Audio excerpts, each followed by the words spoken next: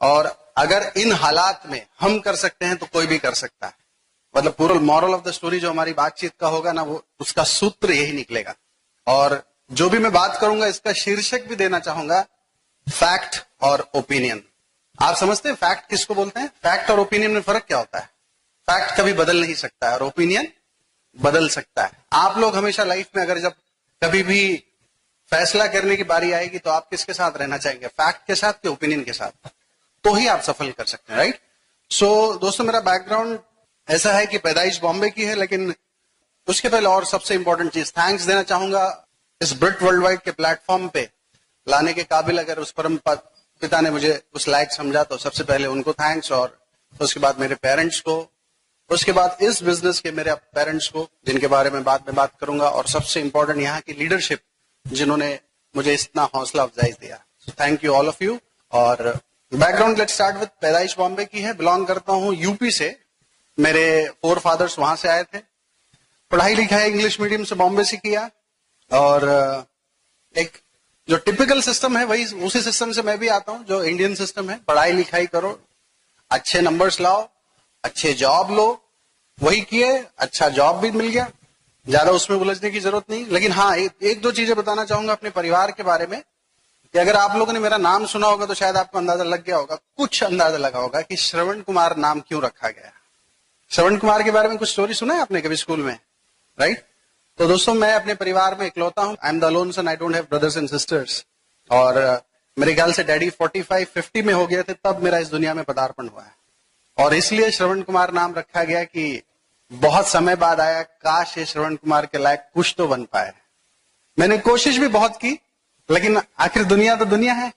लेकिन मेरी स्टोरी से शायद आपको कुछ पता चल सकता है। कॉर्पोरेट करियर, बहुत अच्छी कंपनी में एज अ सेल्स ट्रेनी मैंने स्टार्ट किया था एक यंग एज में, लेकिन जूनी नहीं था, मेहनत करता था। इनफैक्ट आज जब मैं नागपुर आया तो जो सिविल लाइन से मेरा सबसे बड़ा अड्डा होता था, क्योंकि बड़ी बड़ी मिनिस्ट्री या कोल यहाँ पे मैं सप्लाईज देता था अपने कॉर्पोरेशन के थ्रू। तो यहाँ वो सीता बल्टी जिस होटल में रुकते थे, वो सब यादें मैं अपनी वाइफ को बता रहा था कि यहाँ मैं आया करता था 12 साल पहले।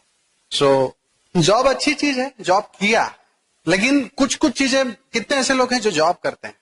ओहो, ये मेजोरिटी तो हमेशा रहेगा। कुछ चीजें मैं कहना चाहूंगा, जरूरी नहीं आप मानो, लेकिन अगर आप सच मानते हैं तो कबूल लेना। वो मेरा सोचना है, जरूरी नहीं, मैं वो मेरी सोच आप पे थोपना नहीं चाहूंगा। जॉब एक बिजनेस के डिसिप्लिन और एक लाइफ के डिसिप्लिन को सीखने के लिए एक बहुत अच्छा जरिया है, लेकिन करियर बनाना चाहिए उससे कि नहीं, वो उसके लिए एक सेकंड थॉट होना बहुत जरूरी है। मानते हैं इस बात को? क्योंकि समय पे जाना, एक कॉन्सेंट्रेशन से काम करना, एक प्रोजेक्ट में इन्वॉल्व होकर पूरा करना, एक डिसिप्लिन बहुत अच्छा मिलता है। लेकिन हमको तो ये बताएगा जॉब करो, हमने किया। लेकिन क्या होता है कि क्योंकि मैं बताया था कि मैं थोड़ा सा, मेरी लेट पैदाइश है, तो पापा रिटायर हो गए, और क्योंकि वो थोड़ा सा रिलीजियस बैकग्राउंड से थे तो उन्होंने कहा कि ऐसा है श्रवण, मुझे जो करना था मैंने कर लिया, अब हम तो चले परदेश। और वो थोड़ा सा भाव भक्ति के हिसाब किताब था तो निकल गए। अब मैं अकेला पड़ गया, और उसी दौरान हमारी शादी भी हुई है।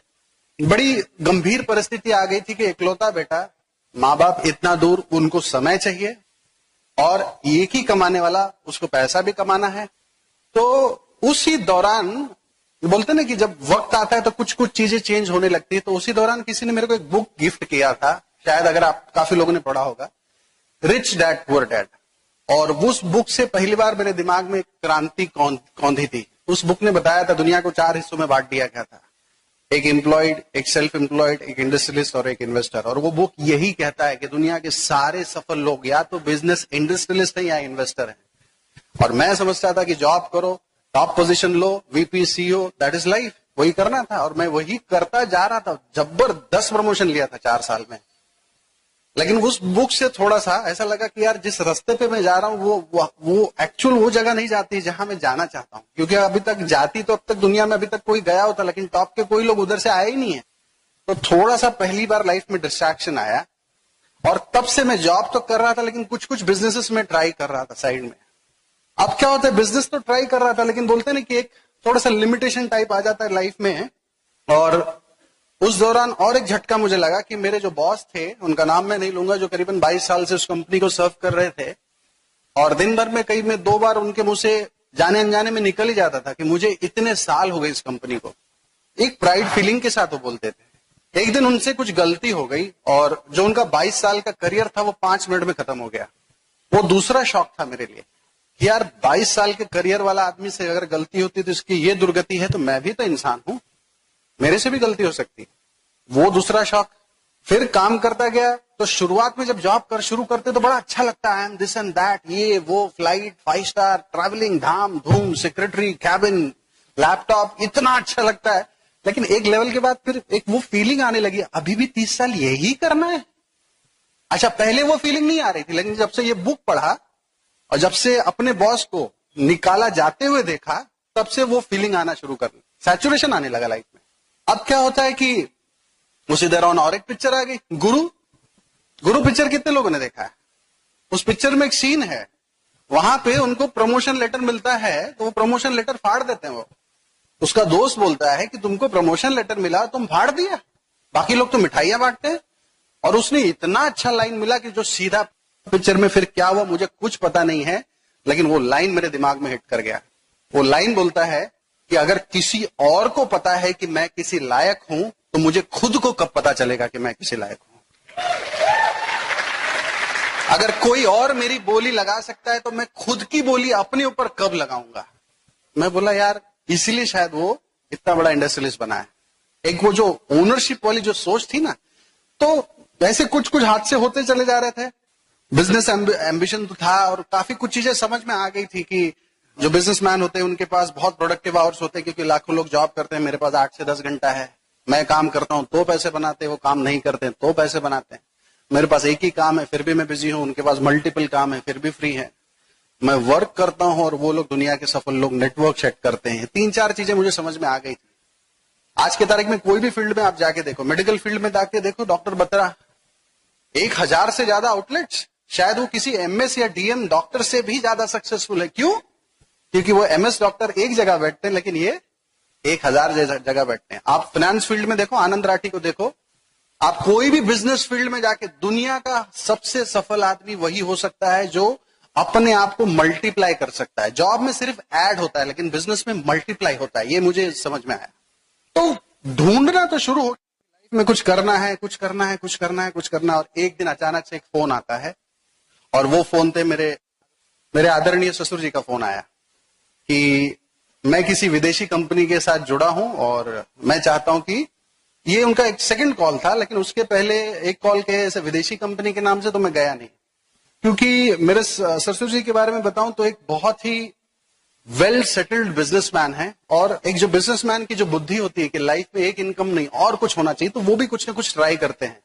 तो एक बिजनेस तो उनका बहुत अच्छा सेट है जो काफी सालों से और बहुत तरक्की कर रहे हैं उसमें, लेकिन बाकी के बिजनेस में किसी वजह से वो उतना सफल नहीं हो पा रहे थे और उन्होंने काफी बिजनेसेस ट्राई किए। और थोड़ा सा उनके एक लेबल लग गया था कि कोई भी चीज ट्राई करते हैं तो थोड़ा सा मामला गड़बड़ा जाता है। अब उन हालात में उन्होंने मुझे फोन किया और कहीं से मुझे पता चल गया था कि ये एमवे बिजनेस की बात कर रहे हैं, क्योंकि एमवे के बारे में मेरे ऑफिस में, कलीग्स में काफी बातचीत हो चुकी थी। फिर मेरे ससुर जी ने एक नया पैतरा निकाला, क्योंकि उनको पता है कि मैं टूरिंग वूरिंग करता था और जब आके मैं थक जाता था तो घर पे या तो कॉमेडी सीरियल या तो मराठा, यहाँ पे बॉम्बे में कहीं भी कॉमेडी नाटक होता है तो मैं देखने बहुत जाता था। तो उन्होंने मुझे क्या बोल के बुलाया पता है? एक मराठी का बहुत बढ़िया नाटक। तो मैं मना नहीं कर पाया, बोला चलो ठीक है, नाटक है तो जाएंगे। और मैं आपको और बता दूं कि वो तो मेरे बहुत ही फेवरेट एक्टर थे जो इस समय इस दुनिया में नहीं है। वो कोंकण से बिलोंग करते हैं, रत्नागिरी से। उनका इनफैक्ट आपको पता भी होगा कि उनका नाटक है जो करीबन 5000 से ज्यादा बार प्ले किया जा चुका है। तो मैं गया देखने के लिए, लेकिन मैं पहले भी नाटक देख चुका था, लेकिन वहां के नाटक में और अब के नाटक में कुछ गड़बड़ था। पहले जब नाटक देखता था तो वहां के लोग, वहां का क्लास, अब की बार जब नाटक देखने गया तो वहां पे लोग सूट में थे बाहर। मेरे लाइफ में पहली बार टेंशन की, मराठी नाटक में ऐसा कौन सा सीन डाल दिया कि सब सूट में आने लगे। अब मैं बोला ठीक है भाई, हो सकता है कुछ क्रिएटिविटी डाली होगी। तो हम गए अंदर। अब अंदर गए तो 10 मिनट के बाद जैसे अभी वार्म अप हो ना, आर यू एक्साइटेड, तो मैं बोला उस एक्टर को बुलाने के लिए इतना एक्साइट क्यों करते, उसके अंदर तो खुद ही इतनी काबिलियत है। फिर नहीं समझ में आया मेरे। और फिर वो जो स्पीकर आया और आते ही उसने बोला, अपना बैकग्राउंड बताया और ये बताया, और जैसे ही उसने एम्बे का नाम बोला, वैसे तो मेरे बाल बहुत सॉफ्ट और नरम है, लेकिन उस दिन सब खड़े हो गए। और क्यों खड़े होंगे आपको पता रखा होगा। और मेरे ससुर जी उससे भी ज्यादा होशियार, वो क्या किए, मुझे बिठा दिए और उस दिन उन्होंने टिकट का पैसा भी खुद लगाया और वो मेरे कम से कम 500 मीटर की रेडियस में बैठे ही नहीं थे, पता नहीं कहां चले गए। गजब फंसाया मुझे। लेकिन इसमें भी एक मैसेज है, मैं अपने ससुर जी का लीगल दामाद था, उन्होंने मेरे लिए अगर टिकट का पैसा दिया है तो चल सकता है, क्योंकि उन्होंने अपने घर से मेरे लाइफ की सबसे बड़ी खुशी अपनी बेटी भी दी है। तो अगर वो मेरे पर पैसा लगाते हैं तो कोई बात नहीं है, मैं दामाद हूं। लेकिन यहां पे कुछ आर्टिफिशियल दामाद भी बैठे होंगे,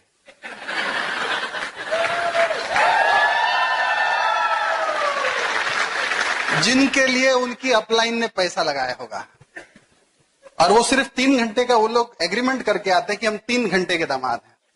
अगर उस नियत से कोई भी बैठा होगा तो कृपया करके इस फंक्शन खत्म होने के बाद अगर आपको लगा कि हमने बहुत अच्छे से सीखा और एंजॉय किया, तो पहला काम अपने टिकट का पैसा अपने उस न होने वाले ससुर जी को लौटा देना है। ठीक है, वेरी इंपॉर्टेंट। तो बैठा अंदर, अब जब अंदर आ गया था तो थोड़ा सा क्राउड वगैरह ठीक लग रहा था, तो और खास करके वो स्पीकर को मैं रिलेट कर रहा था क्योंकि वो अमेरिका से आए थे, वो भी बहुत ही प्रोफाइल बैकग्राउंड से थे। तो बोला अब चलो आए हैं, अब आज देखते हैं क्या ब्रेन वॉश करते हैं। लेकिन जब 3 घंटे बाद जब वो सेमिनार खत्म हुआ, तब जिस माइंडसेट से मैं श्रवण कुमार बन के आया था और जिस माइंडसेट में निकला, उसमें जमीन आसमान का फर्क था। और आज जितने भी लोग आए हैं, अगर मेरे बोलने से कुछ भी लॉजिक या मेरे बैकग्राउंड से या मेरी पर्सनैलिटी से या मेरे इतने साल के प्रोसेस या करियर से अगर आपको कुछ भी रिलेट हो सके और आपको ऐसा लगता है कि नहीं ये चीज करना चाहिए, तो मेरा आना सार्थक है। हमारा मेन पर्पस ही वही है। और फिर क्या होता है कि बाद में मुझे पता चला, क्योंकि मैं हमेशा अवॉइड करता था कि मैं कब बॉम्बे में हूं, क्योंकि ससुर जी उस वक्त अचानक से बहुत ही वेगवान तरीके से पीछे पड़ गए थे इस फंक्शन जाने के पीछे। तो उस वक्त मुझे पता चला कि मेरे उस फंक्शन में ले जाने के पीछे किसी और की भूमिका बहुत तगड़ी थी। मेरे पीछे मेरे घर के सीबीआई और रॉ लगे हुए थे बताने के लिए कि इस समय वो घर पे मौजूद हैं, आप आ जाओ। आपको पता हो सकता है वो कौन हो सकता है? तो मैं चाहूंगा कि पहले थोड़ा सा वो अपने बारे में बताएं, फिर उसके बाद मैं फिर बात करूंगा। So please help me welcome my diamond lady Mrs Poonam. Thank you so much friends. सबसे पहले तो मैं ब्रिट वर्ल्डवाइड सिस्टम की शुक्रिया करूंगी कि जिसके वजह से आज मैं आप लोगों के सामने हूं और इस स्टेज पे हूं। फ्रेंड्स, ब्रिट वर्ल्डवाइड सिस्टम की तरफ से मैं आप सबको बहुत बहुत धन्यवाद देती हूं, क्योंकि बहुत सारे लोग ऐसे हैं जो काम से आए हुए हैं और काफी सारी लेडीज ऐसी हैं जो आप बोलते हैं ना कि काम करके काम को कुछ पोस्टपोन्ड करके आए होंगे, तो उसके लिए मैं बहुत बहुत धन्यवाद देती हूँ। सबसे पहले मैं गॉड को धन्यवाद दूंगी कि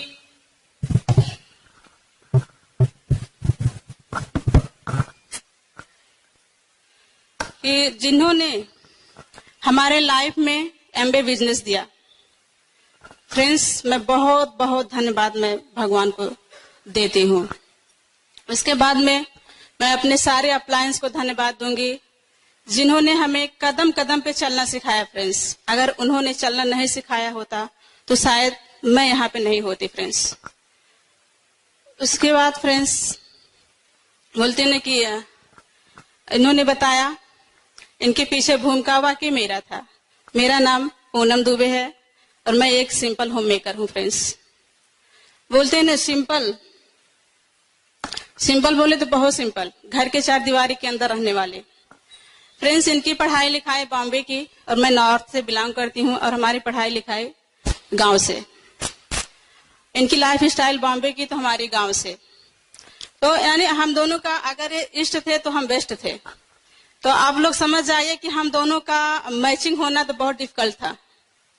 लेकिन फ्रेंड्स, बोलते हैं ना कि ये बिजनेस हमारे लाइफ में आया और ब्रिट वर्ल्डवाइड सिस्टम हमारे लाइफ में आया। आज हम दोनों बी आर द बेस्ट हो गए हैं। फ्रेंड्स,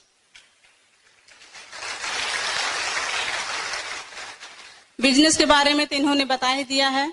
नाटक के बहुत शौकीन थे तो उसके पीछे हमने भूमिका रची, क्योंकि हमारा एक ड्रीम था। इनका जॉब ऐसे था कि हमेशा बाहर ही रहते थे। हमारा ड्रीम था कि हम इनके साथ में रहे। फ्रेंड्स, क्योंकि अगर एक लड़की शादी करती है तो साथ में रहने के लिए, ना कि दूर रहने के लिए।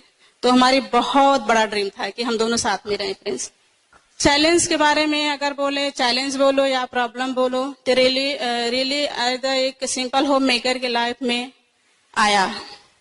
ऐसा था कि घर के चार दीवारी के अंदर रहने वाली मुझे ये भी नहीं मालूम था कि हमारे एरिया का मार्केट कहाँ है, और मुझे ये भी नहीं मालूम था कि हमारे एरिया का स्टेशन कहाँ है।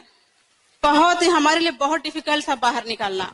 फ्रेंड्स, जब मैं बाहर निकलना शुरू किया और मैं स्टेशन पे गई तो इंडिकेटर पे देखा, और जब तक मैं अपनी ट्रेन देखती तब तक हमारी ट्रेन निकल जाती।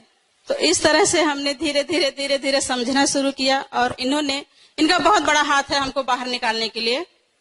इन्होंने हमको गाइडेंस करते रहे, हमेशा बोलते रहे, पूनम तू जाओ बाहर, अगर कहीं कुछ प्रॉब्लम होता है तो तुम हमारे पास में फोन करना, या तो किसी पुलिस वाले से ही आप पूछ लेना कहाँ जाना है आपको, और किसी से मत पूछना। उसके बाद फ्रेंड्स बोलते हैं कि गांव से आई हुई लड़की, हमारे लिए तो एक ड्रीम था बॉम्बे में आना, तो हमारा ड्रीम पूरा हुआ। लेकिन वही हो गया हमारा ड्रीम कि बॉम्बे टू गांव, गांव टू बॉम्बे, यही हमारा लाइफ रहा है। घूमने फिरने का मुझे बहुत शौक था। जॉब के टाइम पे अकेले जाते थे घूमने, लेकिन हम चार दीवारी के अंदर ही रहते थे। लेकिन आज फ्रेंड्स, इस बिजनेस के द्वारा, बोलते हैं पासपोर्ट किसे कहते हैं वो भी नहीं मुझे मालूम था, लेकिन अब पासपोर्ट के हर पन्ने पर कंट्री के वीजे लगे हुए हैं। जब मैंने बिजनेस शुरू किया फ्रेंड्स, बोलते हैं ना, आज द लेडीज काफी सारे चैलेंजेस आते हैं, तो हमारे सामने भी आया। जब हमने बिजनेस शुरू किया तो हमारे लाइफ में 7 साल के बाद में हमारा बेटा आया, शिवम, और वो 3 महीने का था। तो 3 महीने का लड़का छोड़कर बाहर निकलना हमारे लिए बहुत डिफिकल्ट था। लेकिन फ्रेंड्स, हमने उसको ड्रीम ही बना लिया अपना। मैं यही सोची कि अगर मुझे करना है बिजनेस तो मेरे बेटे के लिए करना है, क्योंकि मैं नहीं चाहती हूँ कि हमारा बेटा, जो लाइफ हमने देखा वही लाइफ हमारा बेटा भी देखे। तो हमने उसके लिए स्टार्ट किया फ्रेंड्स। और बोलते हैं ना कि अगर आपका कोई भी ड्रीम स्ट्रांग है तो ये बिजनेस करने में बहुत अच्छा लगेगा फ्रेंड्स। शॉपिंग, बोलते ना, खरीदारी की टाइम आती थी, कुछ लेने का टाइम आता था तो हमको पॉकेट देखना पड़ता था। लेकिन आज इस बिजनेस के थ्रू जो हमें पसंद आता है हम वही लेकर आते हैं फ्रेंड्स। ऐसे ही छोटे छोटे काम हमने किया है और करते गए। बोलते हैं ना कि एवरी डे एक नया चैलेंज आया, और एवरी डे एक नए चैलेंज के साथ हमने उसको एंजॉय भी किया, बर्डन नहीं लिया, एंजॉय करते हुए इस बिजनेस को किया। फ्रेंड्स, बोलते हैं ना कि हमने एक बुक में पढ़ा था कि हमारा और आपका जीवन बच्चे और फैमिली के लिए या तो एक चेतावनी बनेगा या तो एक मिसाल बनेगा। फ्रेंड्स, हमने अपना जीवन चेतावनी नहीं बनाया, हमने अपना जीवन मिसाल बनाया ताकि हमारा बच्चा हमको फॉलो कर सके। ऐसे ही छोटे छोटे काम हमने किया फ्रेंड्स। और उसके बाद में फ्रेंड्स, मैं यही बोलूंगी लास्ट में कि जो कल बीत गया उसको तो हम ला नहीं सकते हैं, लेकिन आने वाला कल हम जरूर बदल सकते हैं इस बिजनेस के थ्रू। कैसे बदल सकते हैं, कैसे बदलना है, वो हम आपको सेकंड पार्ट में बताएंगे। Thank you so much.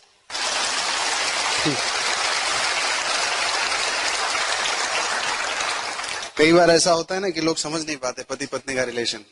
कितने लोग यहाँ शादीशुदा हैं? देखो, हाँ, गुड। हम इस पे भी बहुत अच्छे से बात करेंगे। इनफैक्ट मैं इस प्रेजेंटेशन को मैंने आज खास करके कुछ अलग अलग तरीके से डिवाइड किया। मेरा बैकग्राउंड ऐसा था, इस तरह से बिजनेस में बुलाना हुआ, बिजनेस देखा, समझ में भी आया, लेकिन फिर कुछ चीजें मुझे रोकना शुरू कर दी थी। जो सबसे पहला था वो मेरा आइडेंटिटी, और उस आइडेंटिटी में हम सब आते हैं।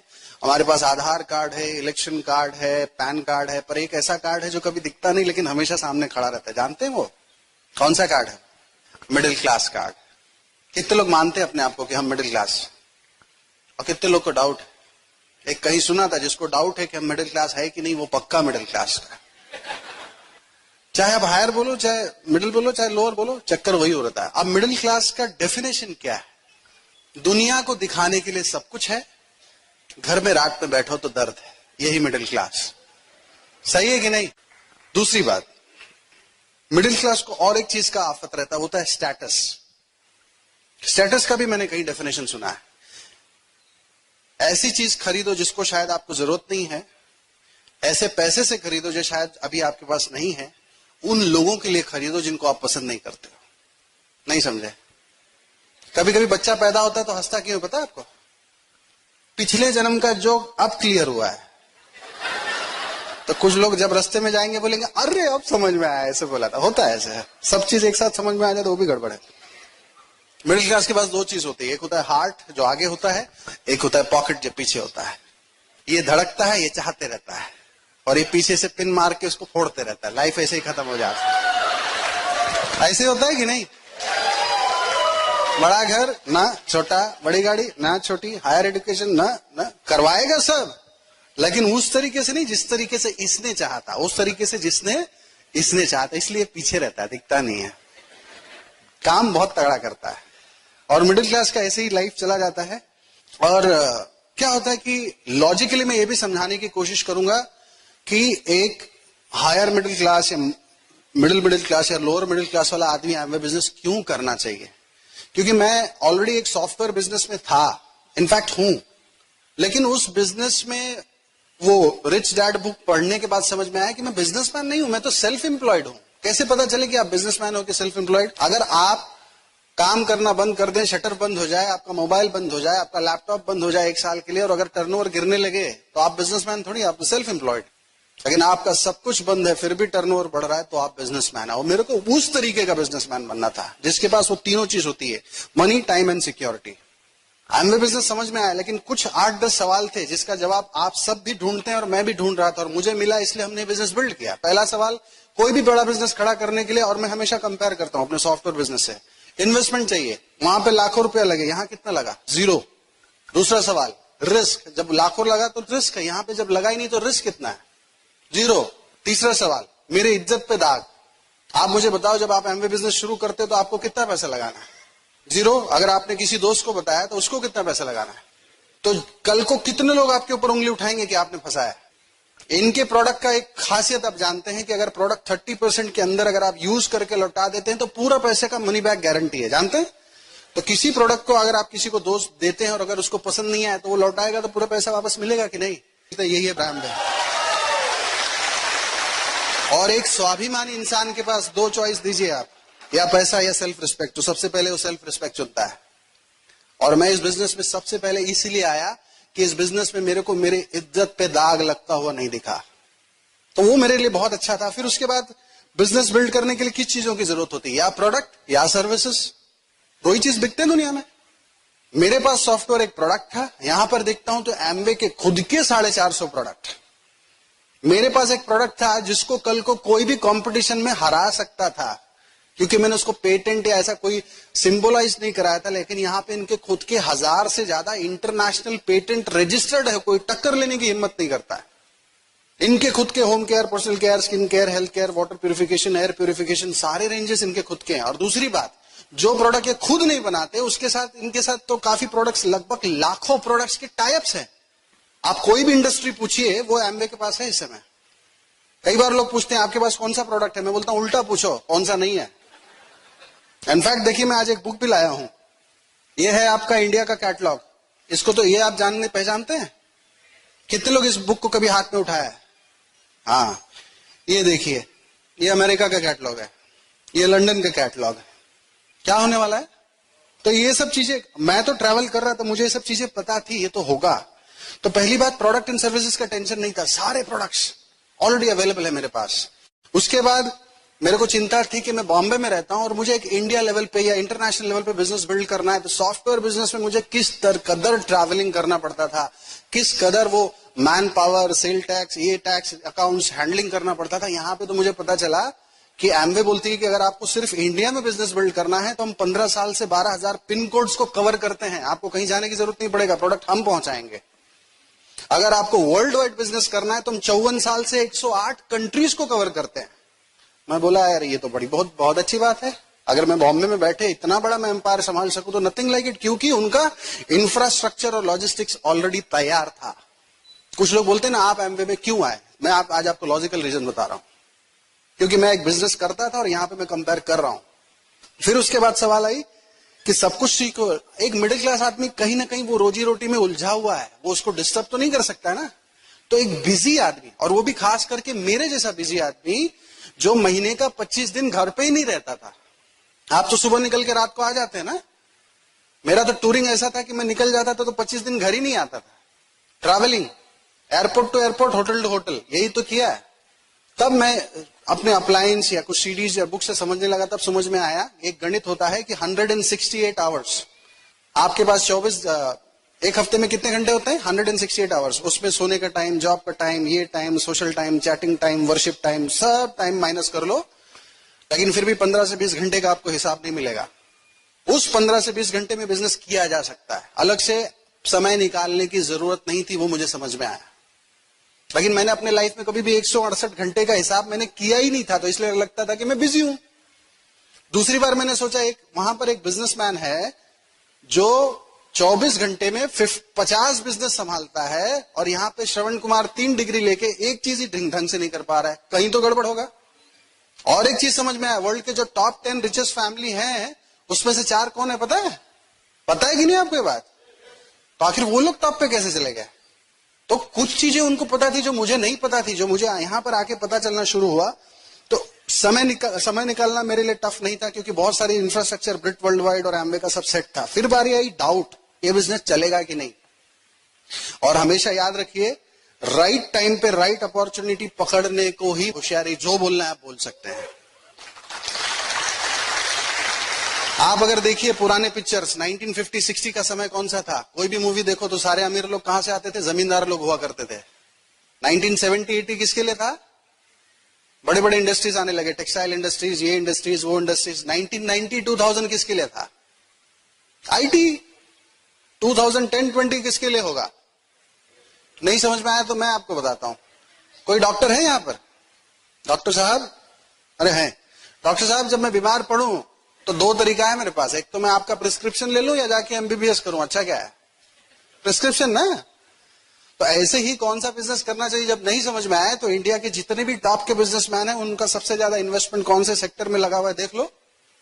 Mukesh Ambani Reliance fresh, Anil Ambani Reliance digital, Tata Croma, Birla More, Lakshmi Mittal DMart Walmart, Kishore Biyani big Bazaar, सबके सब रिटेल में डायरेक्ट सेलिंग। एक मैन्युफैक्चरर जब कंज्यूमर के पास डायरेक्ट जा रहा है, आज की तारीख में आपका टाटा स्काई या कोई भी जो है ना केबल वाला, वो केबल के थ्रू नहीं आता, वो डायरेक्ट आ रहे हैं। आज की तारीख में आपको इंश्योरेंस लेना है तो एजेंट की जरूरत नहीं है, वो डायरेक्ट आ रहे हैं। आपको टिकट लेना है तो वो डायरेक्ट आ रहे हैं। हर चीज डायरेक्ट हो रहा है, that is called as direct selling. और उसमें भी नई चीज ऐड होगी, वो क्या है? टेक्नोलॉजी। हर चीज ऑनलाइन हो जाएगा। आज आपके पास जो भी फोन है, 4 से 5 साल में सब चीज स्मार्टफोन में बदल जाएगा। आप अपने घर का A to Z सामान ऑनलाइन खरीदेंगे। आप अगर देखें तो 1.5 महीना पहले मुकेश अंबानी ने नई कंपनी शुरू की है 4G करके, 50,000 करोड़ का इन्वेस्टमेंट है। तो ये इतना पावरफुल कॉन्सेप्ट था जो मुझे उस वक्त भी समझ में आ गया था। इनफैक्ट अगर आप देखेंगे 1 हफ्ता पहले, अभी ये फ्यूचर ग्रुप्स, किशोर बियानी ने खुद का डायरेक्ट सेलिंग शुरू किया है, जैसे एमवे करता है। बिग बाजार के कैटलॉग्स लोग ले जाएंगे, मीटिंग्स करके लोगों को दिखाएंगे, ऑर्डर कलेक्ट करेंगे, और वो भी उस तरीके से वो काम शुरू होने वाला है। लेकिन उसका इन्वेस्टमेंट पता है कितना है? 3 लाख। आपको कितना लगाना पड़ा? ज्यादा सोचता कौन है? इसीलिए तो 0 बोलते हैं। मेरे लिए ये पता था ये चलेगा, कोई डाउट ही नहीं था। उसके बाद आ गया, चलो डायरेक्ट सेलिंग भी समझ में आ गया, टेक्नोलॉजी भी समझ में आया, लेकिन कौन से फील्ड का बिजनेस करूं? उसके लिए भी बड़ा इजी था, क्योंकि वही खेल, फैक्ट पे जाऊं कि ओपिनियन पे जाऊं। आप किसी भी कंट्री में घुसो तो नंबर 1 टर्नओवर देने वाला फील्ड कौन सा है? Fast moving consumable goods. Number 2, किसी भी कंट्री में घुसो तो नंबर 2 टर्नओवर देने वाला फील्ड कौन सा है? Health and wellness. एमवे दोनों में है। वो चीज मेरे लिए बहुत आसान समझ में आने लगा कि यार जो चीज मुझे फिर बारी आई, नॉलेज एंड एक्सपीरियंस। तो इतना बढ़िया सिस्टम है हमारे पास ये ब्रिट वर्ल्ड वाइड। इनफैक्ट मैं चाहूंगा कि ब्रिट वर्ल्ड वाइड के लिए आप जोरदार तालियां बजाइए कि आप बॉम्बे में बैठते हैं, लेकिन आपका नेटवर्क पूरे इंडिया में, इंडिया के बाहर आप कहीं भी फैला दो, लेकिन इनका जो एजुकेशन सिस्टम है या जो इनका वर्किंग पैटर्न है, आपको कम से कम ट्रैवल और कम से कम एक्सपेंस में बहुत बड़ा एम्पायर खड़ा करने का उनका इंफ्रास्ट्रक्चर है।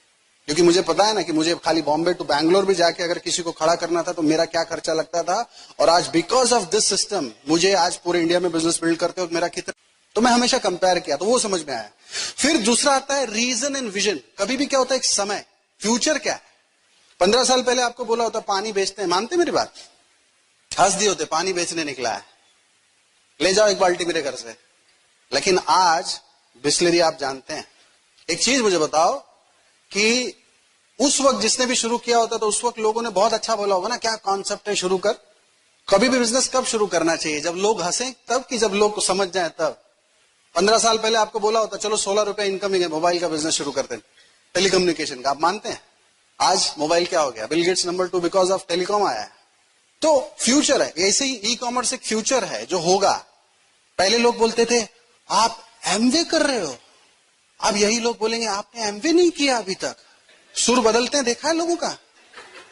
ये बिजनेस में उतना दम है कि अच्छे अच्छे सुरताल बदलवा देगा थोड़े दिन में, तो होगा। तो knowledge as an experience Britt worldwide system का था। उसके बाद आता है ना कि ब्रिट वर्ल्ड वाइड की जो सबसे बड़ी खासियत यह है कि वो रिलेटिबिलिटी। कई बार, क्योंकि मैं प्रोफेशनल था, मेरे ग्रुप में भी अगर आप देखेंगे बहुत प्रोफेशनल, बहुत बड़े बड़े बिजनेसमैन हैं, उनका स्टार्टिंग हिच ही था कि मैं क्यों करूं। लेकिन अगर आप एक एक फील्ड का नाम लें, आप बैंकर का नाम लें तो हमारे पास सिटी बैंक्स के वाइस प्रेसिडेंट है Kulin Desai, he is a diamond in America. अगर आप होटेलियर का नाम लें तो we have Anil Shetty, he is a diamond. अगर आप फिल्म इंडस्ट्री से नाम लें तो we have Pankaj Titoria, he is a diamond. आप यंगस्टर का, एक पढ़ते हुए बच्चे का नाम लें जिन्होंने बिजनेस में आके डायमंड चला गया, तो वो है राजा नरेन। अगर आप एक पीएचडी साइंटिस्ट का नाम लें तो we have doctor Kanti Gala. आप फाइनेंस के एक्सपर्ट का नाम लेते, वी हैव जॉन सस्टीना, अमेरिकन गवर्नमेंट के फाइनेंस प्लानर बन चुके हैं। तो किसी भी फील्ड का, आप लॉ का फील्ड, आप हमारे सूरत के एक diamond mister Jayesh Verma is a very big industrialist. तो किसी भी फील्ड का आप नाम लें कि यार ये फील्ड वाले थोड़ी ना आते होंगे, आप खाली नाम लेके दो, हम सैकड़ों दिखाएंगे आपको जो ये बिजनेस कर रहे हैं और सक्सेसफुली कर रहे हैं। तो ये रिलेटिबिलिटी, मुझे आईटी की बात करो तो एक से एक आईटी, कुमार शिवराम है, डबल डायमंड है, देन राज शाह है, बॉम्बे में कितने सारे, Ankur Gupta, lot of people in IT. तो हर फील्ड के लोगों को, आप पढ़े लिखे लोगों का नाम लो तो नोबेल प्राइज से नॉमिनेटेड किए गए डॉक्टर हेल्यू बॉल, he is executive diamond in Amway. In fact America की बात छोड़ो, इंडिया की बात करो, आप जानते हैं नांदेड़ के mister Rajaram more, he is a founders diamond. कितने डिग्री है उनके पास? कब अगर आप उनका सीडी देखेंगे तो 4 मिनट तो उनका डिग्री में जाता है बताने में। तो हर कैलिबर के लोगों को इस बिजनेस में आना अच्छा लगता है because of such a wonderful corporation, such a wonderful product and such a wonderful system. इसलिए वो लोग आते हैं क्योंकि उनको अपना फ्यूचर समझ में आ रहा है।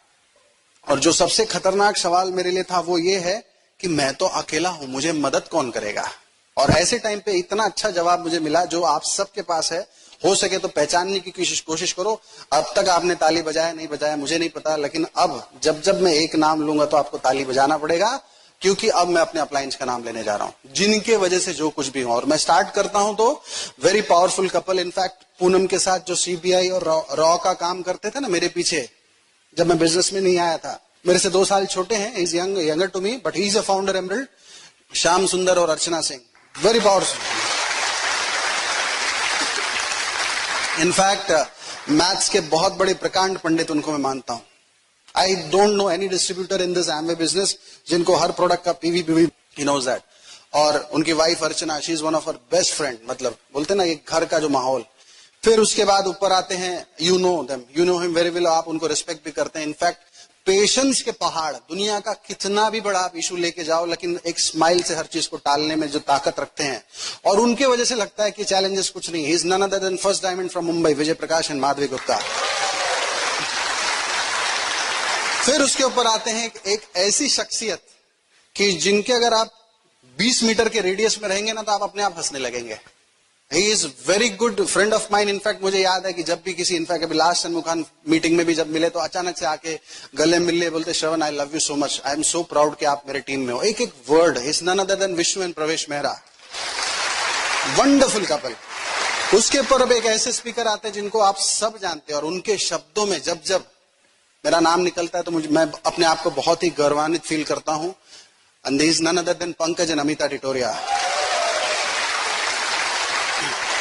ऐसी पावरफुल। उसके ऊपर और एक ऐसी लीडी आती है जहां पे ये बिजनेस में जो वैल्यूज, जो कल्चर या जो रिलीजन पार्ट समझ में आता है। ऐसे कोई स्पेसिफिक रिलीजन नहीं, एज ए ह्यूमैनिटी जो रिलीजन, वो उनसे हमने सीखा है। और इनफैक्ट यहाँ पे आप लोग तो 250-300 रुपए पैसा देख के बिजनेस चेक करने आए हैं, वो जब पहली बार ये बिजनेस को देखी तो वो 3 बार इंडिया से अमेरिका फ्लाई करके अपने हस्बैंड के साथ लाखों रुपया डाल के चेक करने गई थी, इसलिए आज उनका इतना बड़ा बिजनेस है। कुछ लोग 250 डालते हैं फिर भी बोलते हैं 250, और वो तो लाखों, और 3 बार अमेरिका गई थी। She is none other than Sudha and Vinod Kapoor, very powerful. और उसके ऊपर द लीजेंडरी कपल, मतलब न भूत, कई बार मैं कहता हूं न भूतो न भविष्यति, ऐसा शख्सियत, ऐसी पर्सनैलिटी, ऐसा नॉलेज, ऐसा एजुकेशन, ऐसा बॉडी लैंग्वेज और ऐसा command, wonderful couple is none other than EDC going crown Sumit and Tania Bahadur. So I am so blessed कि मैं एक ऐसे एलओएस से बिलोंग करता हूं जहां पे एक से एक दिग्गज लोग हैं। और जब मुझे पता चला कि मेरे परछाई में हमेशा ये खड़े रहेंगे तो मुझे कभी ये महसूस ही नहीं हुआ कि मैं अकेला हूं और बिजनेस में चल पड़ा। लेकिन ध्यान देने योग्य ये बात है कि आज मेरे कहने के बाद अगर आप भी अपने परछाई को देखना ना, तो ऐसे ही तगड़ा एलओएस आपके साथ भी खड़ा है। तो इस बात का हमेशा एहसान मानना और जिंदगी भर मानना। तो मेरे लिए वो टेंशन भी नहीं था। फिर जो लास्ट में वही टेंशन आ गया था कि यार एमवे कैसी कंपनी है। तो एमवे के बारे में बता दूं, 54 years, 108 countries, never came out, never pulled out, $11.3 billion, 1 billion होता है 6,500 करोड़ का। लास्ट ईयर का टर्नओवर है 70,000 करोड़। फोर्ब्स मैगजीन आपने सुना होगा, वर्ल्ड के बेस्ट 500 कंपनी का लिस्टिंग देता है। लास्ट ईयर उन्होंने privately held largest corporations in America में इनको एमवे को 25th रैंक दिया गया है। 1000 से ज्यादा पेटेंट्स। जब इतना पावरफुल रेप्यूटेशन मुझे मिल गया तो सीना चौड़ा हो गया था कि बॉस, मैं जो एमवे किसी और से सुना था और ये जो देख रहा हूं उसमें जमीन आसमान का अंतर है।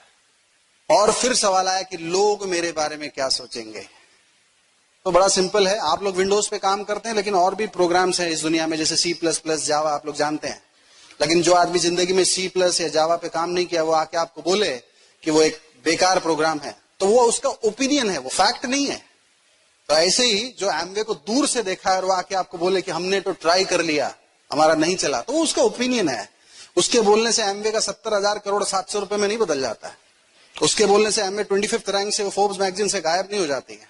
तो फैक्ट है, ओपिनियन बदलते रहता है। And that is the only reason I am in this business. So बहुत सारी चीजें थी और मुझे फिर उस वक्त चिंता नहीं था कि मैं क्यों करूं, क्यों नहीं करूं। तो एमवे एज अ बिजनेस क्यों अच्छा है मैंने बताया, एमवे एज अ अपॉर्चुनिटी क्यों अच्छा है वो भी मैं आज आपको समझाता हूं, क्योंकि मैंने उसका भी कंपैरिजन किया था। और देखिए यहां पर मैंने कुछ चीजें लिखी है, ये आप लोग कभी भी अपने ध्यान में रखना है, बहुत समझने वाली बात। 9 to 6 into 30 years, 9 से 6 30 साल तक, और यहां पे 6 से 9 3 साल तक। फिर रिपीट करता हूं, 9 से 6 30 साल तक और 6 से 9 3 साल तक। कंपेयर करो अपनी लाइफ को। मैंने वही कंपेयर किया। पैसा 30 साल बाद क्या उतना पैसा होगा जितना मैं चाहता हूं। यहां पर मैं देखा कि काफी लोगों के पास इतना पैसा है कि इतनी गाड़ियां और इतने जेट्स खुद के खरीदते हैं। भगवान, समय, आज मैं आपको बता दूं, मैं 24 साल की उम्र में बिजनेस शुरू किया था। 27 में मैंने मेरा जॉब छोड़ दिया हमेशा के लिए। आज मैं लगभग 10 साल हो गया है। डेफिनेटली मैं और बहुत सारे काम करता हूं, लेकिन कम से कम अब मेरे ऊपर किसी का कंट्रोल नहीं है। वो जो सेंस ऑफ फ्रीडम है मेरे पास है। 9 से 6 30 साल बाद वो सेंस ऑफ फ्रीडम कभी मिल सकता था क्या? यहां पे मिला क्या? 30 साल बाद, 9 से 6 30 साल बाद हो सकता था जॉब में, यहां हुआ। अगर आपने बिजनेस को अच्छे तरीके से और अच्छे स्ट्रक्चर और स्टेबिलिटी और लीडरशिप और रिलेशनशिप और वॉल्यूम, हर चीज को ध्यान देकर अच्छे तरीके से बनाया, 30 साल बाद भी मैं जॉब करता तो उस तरह इनकम कभी आता है क्या? यहां पे मैंने देखा आता है। फिर मैंने देखा रेगुलर ट्रिप्स। अपने वाइफ के साथ जब कंपनी के थ्रू तो बहुत घूमता था, लेकिन वाइफ के थ्रू जाने की बारी आती थी तो मैं तो फैजाबाद जाता था, वही मेरा गांव है। क्योंकि मेरा पॉकेट बताया, श्रवण कुमार तुम्हारा स्विट्जरलैंड फैजाबाद में है, लॉजिंग बोर्डिंग फ्री। हम तो ऐसे ट्रिप करते थे, लेकिन यहां पर हर साल फ्री में। सेकंड सेशन में बात करूंगा, इतना हमने मस्ती किया ट्रिप में। फिर बाकी जॉब में पॉलिटिक्स और बिजनेस में कंपटीशन का डर रहता है कि आपका नाम कोई उड़ा सकता है, लेकिन इस बिजनेस में आप एक प्लैटिनम हैं और आपके नीचे कोई आपसे बड़ा डायमंड चला जाए तो सबसे ज्यादा खुश वो प्लैटिनम होता है और एक पैर पे नाचता है। तो यहां पे आपकी क्रेडिबिलिटी को कोई हिला नहीं सकता है, वो मुझे समझ में आया यहां पर। बाकी जगह पे कोई अगर मेरे नीचे वाला मेरे आगे जाता है तो मुझे टेंशन आता था, अरे बाप रे इतने साल से किया अब सब खत्म। यहां पे रोज सुबह शाम, हे भगवान इनको जल्दी निपटाओ। अब अपने लिए नहीं मांगते। फिर संगत, कोई ऐसी बिजनेस मीटिंग, कॉर्पोरेट मीटिंग्स था जहां पे मैं कम से कम अपनी वाइफ को ले जाना चाहता था, क्योंकि उसमें वो कुछ सहभागी भी नहीं हो सकती थी और वहां के माहौल में मैं उनको लाना भी नहीं चाहता था। लेकिन ये एक ऐसा मीटिंग है कि अगर मैं कहीं आउट ऑफ स्टेशन भी हूं और वो अकेले ब्रिट के मीटिंग्स में जाता हूं तो मैं अब सबसे ज्यादा सेफ फील करता हूं, क्योंकि यहाँ का वैल्यूज और कल्चर, और इस वैल्यूज और कल्चर के ऊपर मैं अपने पापा का लाइन बताऊंगा। उन्होंने बहुत अच्छा लाइन कहा था कि जिस बिजनेस में ईमानदारी का इनकम है ना, उस बिजनेस में बच्चों को संस्कार सिखाने की जरूरत नहीं पड़ेगी। तो और लास्ट आ गया अनकंडीशनल रिकग्निशन। आज मैं नागपुर में ब्रिट वर्ल्ड वाइड के थ्रू पहली बार आ रहा हूं, लेकिन इतने सारे दोस्त मिले, इतनी बार तालियां बजा रहे हैं, इतना मिल रहे हैं, गले मिल रहे हैं। ये कौन से बिजनेस में हो सकता है बताओ, जब तक बिना स्वार्थ कोई करता है क्या? यहां पे किसी को कोई स्वार्थ नहीं है, सबको। यहाँ पे कोई एमबीए भी बैठा होगा, कोई डॉक्टर भी बैठा होगा, कोई इंजीनियर भी बैठा होगा, कोई लेमैन भी बैठा होगा, लेकिन हर आदमी का सपना है कि ब्रिट वर्ल्ड वाइड अगर डायमंड बना सकता है और ब्रिट वर्ल्ड वाइड के सिस्टम से अगर श्रवण कुमार इस लेवल पे पहुंचे तो हम भी पहुंच सकते हैं। बस वही एक फीलिंग होती है। तो ये सब चीजें मैंने कंपेयर किया, तो वहां पे 9 से 6 30 साल तक सब चौकड़ी लगता चला गया, और यहाँ पे 6 से 9 3 साल तक सब टिक टिक टिक टिक। तो मेरे लिए क्लियर था, अपॉर्चुनिटी कंपैरिजन खत्म, एमवे पे काम पे लगो। कई बार लोग कंफ्यूज रहते हैं, एमवे में टाइम, प्रॉब्लम एमवे में टाइम डालने का नहीं, Amway as a priority number 1 है कि नहीं वो कंपेयर करना पड़ेगा, तो आपको समझ में आएगा। कुछ बेवजह की एटीट्यूड मेरे अंदर बहुत थी। यंग उम्र में ज्यादा पढ़ा लिखा, ज्यादा पैसा, और ज्यादा पैसा तो नहीं बोलेंगे लेकिन उस कुएं में उस मेंढक को तो वही लगता है, और इकलौता था, तो जबरदस्ती का एटीट्यूड कि आई एम सेटिस्फाइड। अच्छा एक चीज और बताऊं, बार बार आपको मीटिंग्स में अगर कोई बुला रहा है ना, या बार बार आपको, तो एक चीज याद रखिए, वो आदमी नहीं बुला रहा है, भगवान का कुछ मैसेज आ रहा है आपके लिए, समझने की कोशिश करो। मैं नहीं समझ पाया, मैंने काफी साल तक टाला इस बात को, लेकिन मैंने बिजनेस पता नहीं क्यों शुरू किया, कि कोई ड्रीम नहीं था, पर ठीक है माहौल अच्छा लग रहा था, कर दिया मैंने। लेकिन बाद में समझ में आया कि भगवान का मैसेज क्या था।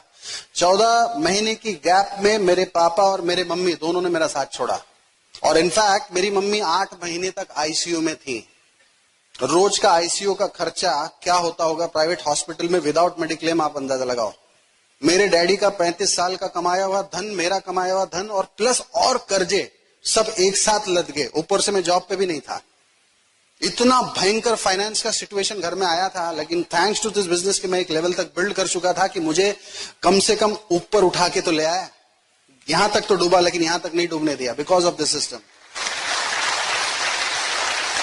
तो अगर ये आप मान लो किसी के इंसान के थ्रू, नहीं तो फिर भगवान ऐसे मनवाता है जैसे मुझे मनवाया गया कि करो ये बिजनेस। भगवान खुद प्रकट थोड़ी होंगे, इतना कौन सा हम तपस्या कर लिए यार, लेकिन फिर भी हम उनके क्रिएशन है, तो इसलिए कहीं ना कहीं से इंडिकेशन तो देते हैं कि इसमें तुम्हारे फ्यूचर में कुछ तो भी ऐसा घटनाक्रम है जिसके लिए ये अपॉर्चुनिटी कर लो, ये उसका ख्याल रखेगा। तो समझने की कोशिश करो। फिर बारी आती है, मुझे ज्यादा पैसे की जरूरत नहीं है। ये कौन आदमी बोलता है? हाँ, आपको जवाब पता है। मैं आपको एक चीज और बताता हूं, मैं हमेशा कहता हूं पैसा खूब कमाना चाहिए। क्यों कमाना चाहिए मालूम है? एक बुक मैंने पढ़ा था कि अगर 1000 रुपया कहीं रोड पे गिरा हुआ है और ईमानदार आदमी क्रॉस करेगा तो वो नहीं उठाएगा। क्यों? पाप लगेगा, वो ऐसा सोचता है। लेकिन उस बुक ने बताया कि अगर तुम्हारी नीयत साफ है तो तुम उठाओ उस पैसे को, क्योंकि तुम अपने लिए नहीं खर्चा करोगे, किसी और के लिए काम आओगे। तुम उठाओ, लेकिन नहीं तो अगर तुमने छोड़ दिया तो तुम्हारे पीछे कोई बेईमान आदमी आ रहा है, वो उठा लेगा और वो उसका क्या करेगा देखो। तो इसलिए खूब पैसा कमाओ। अगर आपका पेट भरा रहेगा तो, क्योंकि आपका नीयत साफ है, तो आप दूसरे के काम आओगे। तो बेवजह का जो एटीट्यूड होता था ना, वो मेरा सब निकलता चला गया सिस्टम में रहते रहते। फिर कई बार होता था कि मैं असिस्टेंट जनरल मैनेजर, मैं साबुन बेचूंगा, प्रोफेशनल्स। एक कैसेट में सुना कि एक कमजोर शेर, लायन, जो जंगल में है वो ज्यादा सुखी है ना कि वो एक मजबूत शेर जो पिंजड़े में है, क्योंकि वो अपने मर्जी से शिकार करता है और जब मन करता है तब खाता है। इनको तो जब मिलेगा तब खाएंगे। तो मुझे समझ में आ गया, प्रोफेशनल हूं लेकिन बिजनेसमैन बनना है यार। और दुनिया के सारे बड़े इंडस्ट्रियलिस्ट लोग एफएमसीजी पे ही ध्यान देते हैं और बाकायदा दिखा दिखा के बात करते हैं। डोर टू डोर सेलिंग हम नहीं करते हैं, रेफरेंसिंग सेलिंग करते हैं। एक प्रोफेशनलिज्म है वो, उसमें कोई बुरी बात नहीं। लोग बोलते हैं क्या चैलेंजेस आया है? कोई चैलेंजेस नहीं आया हमारे पास, क्योंकि चैलेंज को हमने कभी माना ही नहीं। पहला चैलेंज, लोग बोलते हैं प्रोडक्ट महंगे है, मेरे पास टाइम नहीं है, मैं एमए करके, जो सवाल आते हैं ना। इस बिजनेस में आके एक ही चीज मुझे समझ में आया, क्योंकि ग्रेजुएशन पोस्ट ग्रेजुएशन करते करते मैं 15-20 हजार सवाल याद कर चुका हूं। लेकिन इस बिजनेस में समझ में आया कि 22 से ज्यादा सवाल आते ही नहीं है। 6% पे था, फाउंडर एमरल्ड था, सिलेबस चेंज ही नहीं हुआ आज तक, ले दे के लोग वही पूछते हैं। तो मेरे लिए कितना, अब मुझे वो तकलीफ नहीं लग रहा था, मजा आता है। ले दे के क्या पूछेगा, पूछ ले।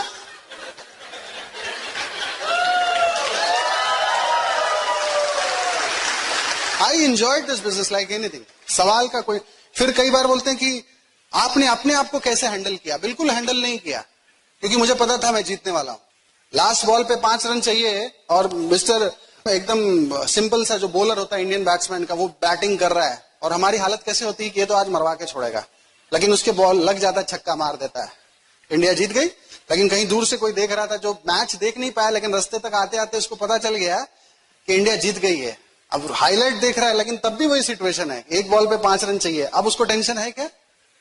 क्यों? उसको पता है इंडिया जीत गई है।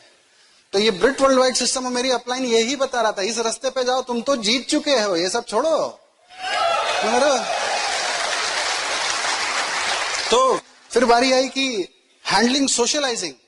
आपकी सोशल लाइफ नहीं थी क्या? थी ना, लेकिन सोशल लाइफ में मैंने कुछ पंगा लिया था, आप चाहो तो ले सकते हो अगर पसंद आए। जब विजिटिंग कोई भी ग्रीटिंग्स का इनविटे वो आता है ना, शादी ब्याह जो भी वॉट, तो उसमें जो डेट होता है ना 7 से 10 इसके बीच में आओ, तो उसको मैं इंसल्ट का टाइम मानता हूं। मैं 10 के बाद जाता हूं। बड़ा सिंपल है मेरा गणित। 7 से 10 जाओगे, दूल्हा दुल्हन खड़े हैं, आप आए, आपने जो पावती पकड़ाना था पकड़ा दिया और तुरंत भगाता है वो, जाओ जाओ खा लो खा लो, एक फोटो मार के। अरे 4 घंटे से सजा और मुश्किल से 1 मिनट खड़ा नहीं किया। तुम दूल्हा है, तुमसे ज्यादा तो हम सज के आया है। लेकिन फिर हम क्या करते हैं, 10 साढ़े 10 के बाद जाते हैं। सब चले गए, शादी में मिलने किससे जाते हैं? दूल्हे से। सबसे लास्ट तक रुकता कौन है? लास्ट में परिवार को लेकर खाना खाने बैठता है। आप पहुंच जाओगे तो आपको भी लेके आओ, आओ साहब इधर ही बैठो। अब लास्ट में बैठ रहे तो 1 घंटे तक मेरा शूटिंग हो रहा है। तो जो लोग मेरे दोस्त लोग आते हैं ना, बोलते हैं ये तो आया ही नहीं। बोले हम तो इतना देर थे, हमारा एक फोटो और ये तो आया ही नहीं पूरा, इसका 1 घंटे का कवरेज। बोस खेल इधर का है। उसने ठान लिया शादी करने का, तुमने अभी तक डायमंड जाने का ठाना है क्या? कोई सोशलाइजिंग मिस नहीं किया, लेकिन तरीके से किया, अपना बिजनेस प्लान या डेमो छोड़ के नहीं किया। बहुत सारी चीजें थी। फिर बारी आई कि आपने, लोग आपको जब मना करते थे, ये करते थे वो करते थे, तब आप कैसे करते थे? कुछ नहीं करते थे यार। आज बारिश था ना नागपुर में, तो कुछ मेंढक निकले होंगे। उस मेंढक के पीछे जाके आप लकड़ी से ऐसे खोदो तो क्या करेगा? जम मारेगा उधर, फिर खोदो, जम मारेगा उधर। किसी शेर को जाके खोदो,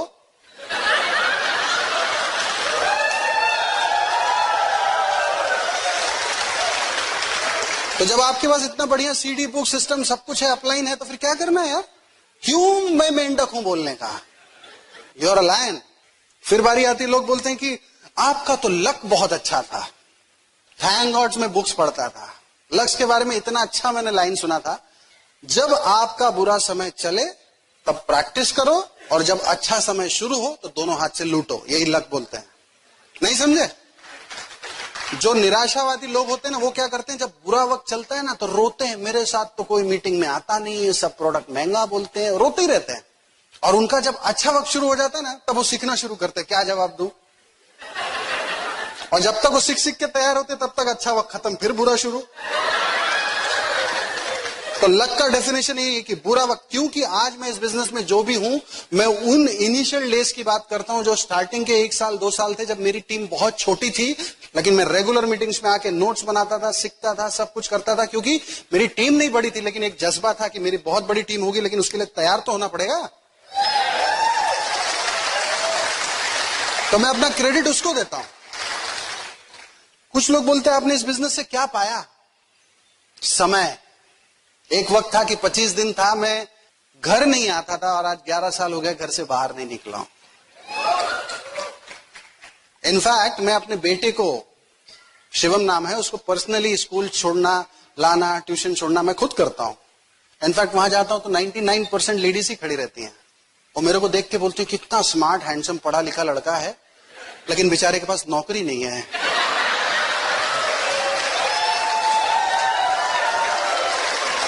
हम मन में बोलता है, मन में बोलना पड़ेगा ना, हमको तो यहाँ कार्डिनल रूल सिखाते हैं। हम बोलता है तुम्हारे पास रॉयल्टी नहीं है, क्या करें? But I enjoy it. इस बिजनेस में मेरा नाम श्रवण कुमार सार्थक हुआ। मैं आपको बताऊं, खास करके जो यंगस्टर्स हैं उनके लिए एक ड्रीम देना चाहूंगा कि आपका सबसे बड़ा ड्रीम आपके पेरेंट्स होने चाहिए, कि आप उनके जीते जी एक सफलता का रूप उनके सामने कायम करो, ताकि उनको आप कितना भी पैसा दोगे उससे उनको संतुष्टि नहीं होगी, लेकिन अगर वो आपको सफल देखेंगे तो बहुत सुखी हो जाएंगे। और मुझे याद है मेरे डैडी का जो भी एज था बहुत अच्छे से गुजरा है, लेकिन खास करके जब मेरा प्लैटिनम का सेलिब्रेशन हुआ और उसके बाद वो सिर्फ 1 हफ्ता जिंदा थे, 1 हफ्ते बाद वो एक्सपायर हो गए। लेकिन मुझे वो लगता है जो 1 हफ्ता मैंने दिया हो ना, जहां भी जाते थे सबको गले मिलते थे। मुझे मेरे बेटे का श्रवण कुमार नाम रखना सार्थक हो गया, आज वो दुनिया में छा गया है। वो एक फीलिंग में दे पाया ना, thanks to my upline, thanks to Britt worldwide and thanks to this corporation. तो यंगस्टर को बोलता हूं, पेरेंट्स को अपना वो दो। फिर पूरी दुनिया घूमते हैं, उसमें तो कोई सवाल ही नहीं है, उसके ऊपर हम सेकंड सेशन में बात करेंगे। कितने अब तो पासपोर्ट देखेंगे तो हर पेज पे अलग अलग अलग कंट्री है, लेकिन मजे की बात क्या है मालूम, सब फुकट।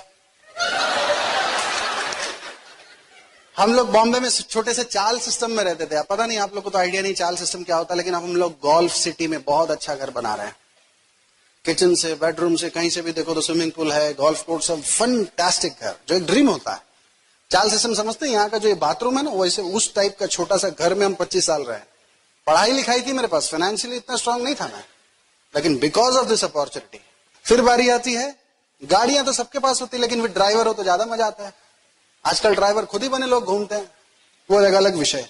इतने सारे दोस्त मिले, और क्या चाहिए, ये मेरा अचीवमेंट है। मेरे पास इतने बढ़िया मेंटर्स मिले, श्याम सुंदर जी, अर्चना जी, विजय प्रकाश माधवी जी, विष्णु जी, प्रवेश जी, पंकज अमिता, सुमित अंतानिया, सुधा एंड विनोद जी, ये मेरा अचीवमेंट है। और लास्ट में एक ही चीज के साथ मैं खत्म करूंगा कि जो मुझे सबसे बड़ा अचीवमेंट इस बिजनेस में मिला, कि आज दुनिया में बहुत कम लोगों के पास सपना है। आज मेरे पास एक सपना है, जिंदगी जीने का एक मकसद है, एक लक्ष्य है, और उस बात को पूरा करने का बहुत खुशी और जज्बा है जो बाहर की दुनिया में नहीं है। So I am so happy for it. और आप लोग से बात करते बहुत अच्छा लगा। Thank you so much. Good night.